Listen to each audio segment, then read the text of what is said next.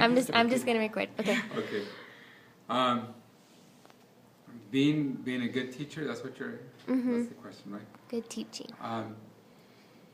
Well, when I start teaching, when I start off the lesson, I think about what the skills my students have, and then I always try to think about how I could break it down for them so they could understand.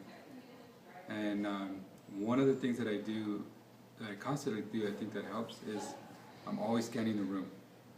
And if you notice, I never sit down. Because I'm always walking around, I'm always asking. As soon as I see a face that has they're not understanding, I start asking them questions to see if I could figure out how I could get them to understand. The other thing is, I always encourage my students to come in for a conference. Or if I'm here after school, for them to come after school for more on individual help.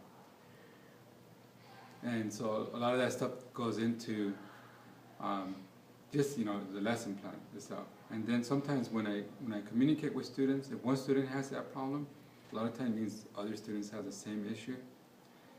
And so if something comes up that I know that they're not understanding, I will reteach it again. And a lot of times I don't think students realize this, but I'm repeating a lot of the stuff again. Just to make sure that they're understanding the concepts. Does that help? And then, what excites you about teaching? Oh, when the students get it.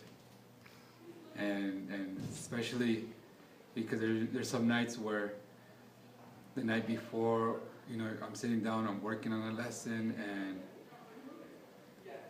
and I put in all this effort to try to present something so somebody could understand the topic.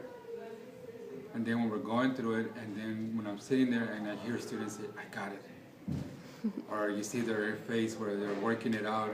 That's why I'm always walking around too, because students that are sometimes may not have that expression because of their personality, but you're walking around and you look at their papers and you see them get it, you're like, yes. That means that what I'm doing is working for them. And so that really gets me excited too. Okay, so teachers usually have passion. What gives you the drive and energy to be the teacher that you are? I try to communicate my experience with students because I think I could communicate with a lot of students in Tucson High because